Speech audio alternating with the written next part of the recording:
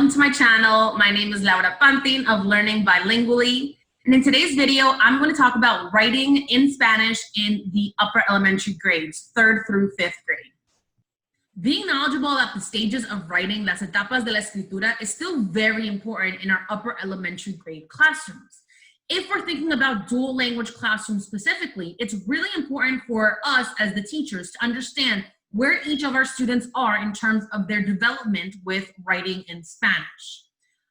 We need to understand that there are 5 main stages of writing, 5 etapas de la escritura: prefonética, fonética inicial, fonética avanzada, fonoortográfica, sintáctica, semántica, and that these stages are on a continuum. So our goal is to analyze where each child is entering our classroom and the specific writing unit and the progress that they make along the continuum.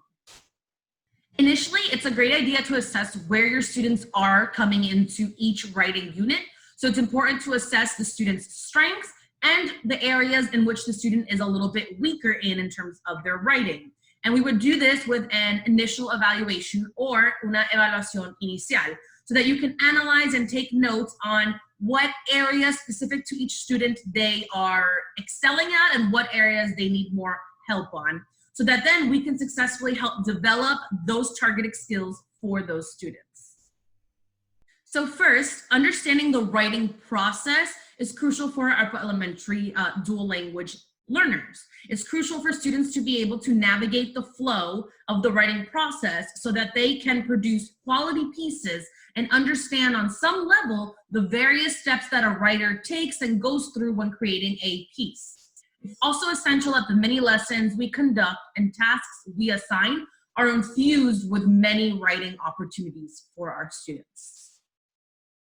So the order in which you teach your writing units will really depend on you, your team, and your school. But the 3 main units of writing in 3rd to 5th grade are narrative writing, opinion writing, and informative writing.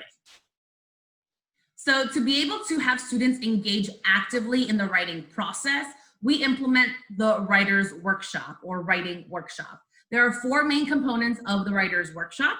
First, you have the mini lesson. So this is where the teacher presents a mini or short lesson targeting a specific skill or strategy, usually in a whole group setting. So during the mini lesson, the teacher would be creating an anchor chart with the students, reading and analyzing a mentored text, and basically teaching explicitly that targeted skill.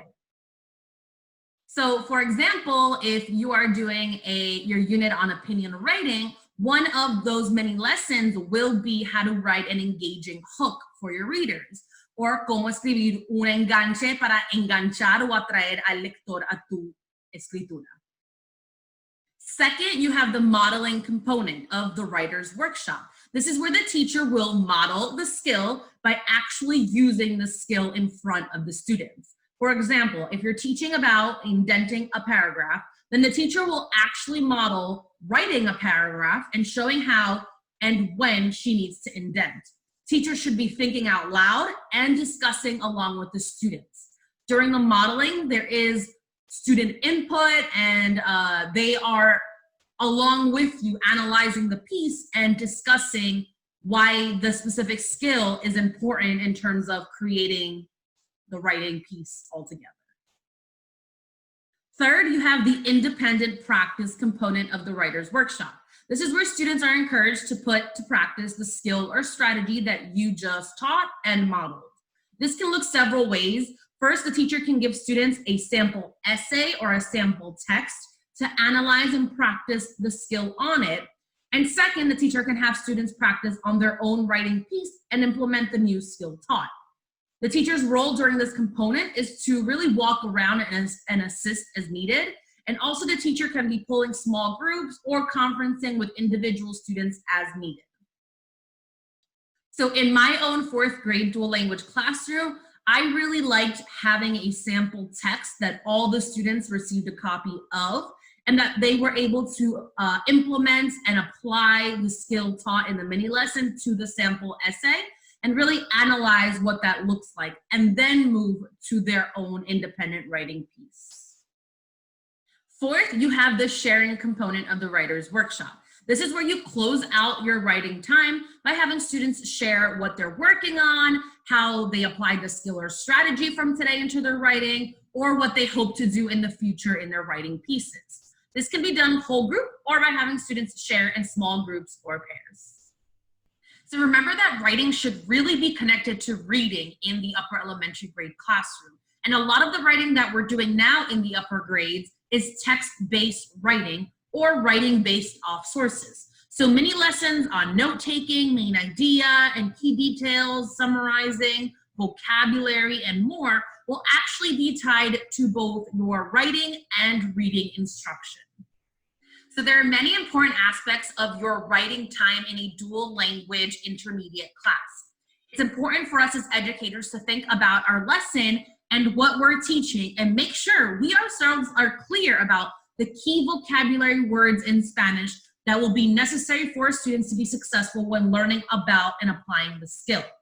It's also very important for us to be clear about the objective of the lesson and make this very clear to our students. For example, if we're teaching about cómo incorporar diálogo a una escritura narrativa, then that needs to be explicitly stated and clear for the students. So I wanted to share a text-based informational writing essay my 4th grade dual language students did in Spanish, and share a text-based opinion writing essay my 4th grade dual language students also did in Spanish. So one of our informational essays was on the benefits of being bilingual. Los beneficios de ser bilingüe. So first, I brainstormed with my students utilizing an anchor chart with the ideas on why being bilingual is beneficial. ¿Por qué es importante y beneficioso ser bilingüe? Then the students wrote on how they think being bilingual will impact their future careers. So this was just another way to brainstorm for them to really make that connection between the benefits of being bilingual and their own future. Finally, I presented the students with their prompt and 3 sources in Spanish. Their task was to read all the sources, apply the skills that they had learned about in terms of writing an informational essay, and write a 4-paragraph essay on los beneficios de ser bilingüe. I think that our students' writing really needs to be connected to their lives because it makes it that much more meaningful. And even through this process of reading the sources and writing their 4-paragraph essay, a lot of my students actually learned new things about the cognitive and affective benefits of being bilingual, which to me was obviously an extra added bonus to this whole prompt and idea. One of my favorite opinion essays that I did with my students was on whether we should add insects to our school's cafeteria menu. The students read 3 texts and then responded to whether they would like insects added to our cafeteria menu. As an added bonus to them writing their essays, I told them that I had bought insects from edibleinsects.com, and I bought various kinds of flavored cooked insects and said that if they wanted to try an insect, then they could.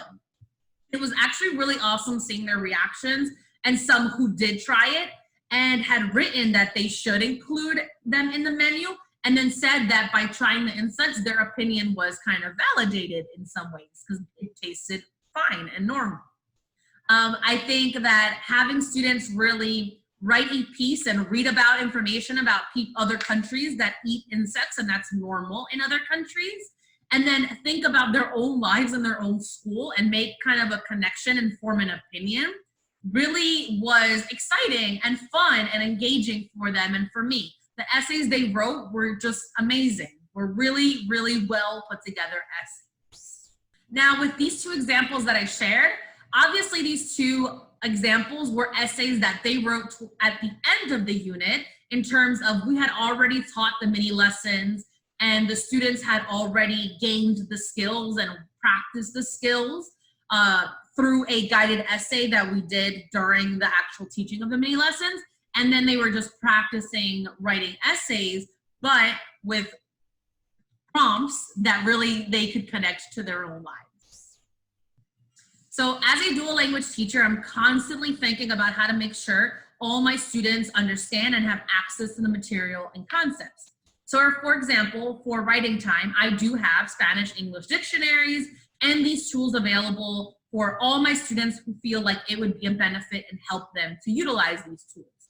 All of our students also have a red writing folder, which my partner and I decided one of the flaps would be for the English essays and the other would be for the Spanish essays.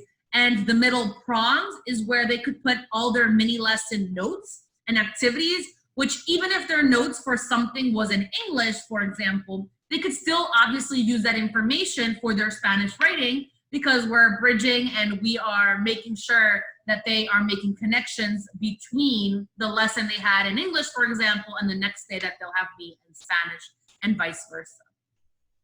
So finally, an important aspect of planning the writing is to make sure if you're teaching in a side-by-side model that you and your partner are on the same page and teaching the same lesson on the same day, just to your respective group of students. So for example, you would look at what you're teaching and decide, okay, on day 1, we will be both introducing opinion writing to our students. Day 2, we will both be teaching students about the rubric we'll be using for opinion writing. Then on day 3, we will both be having students learn how to write a strong opinion, and etc. The goal is to stay organized and to make sure that you communicate with your partner and to make sure you're not repeating things. You are reviewing, but you're not repeating, and that you're both supporting your group of students and helping them bridge and make those connections between the English lesson and the Spanish lesson. In the description below, I am also going to link some examples of some of my resources for teaching writing in the upper elementary Spanish dual language classroom.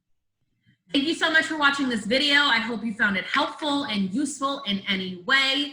Please remember to like the video and subscribe to my channel for more dual language bilingual education content. Adios.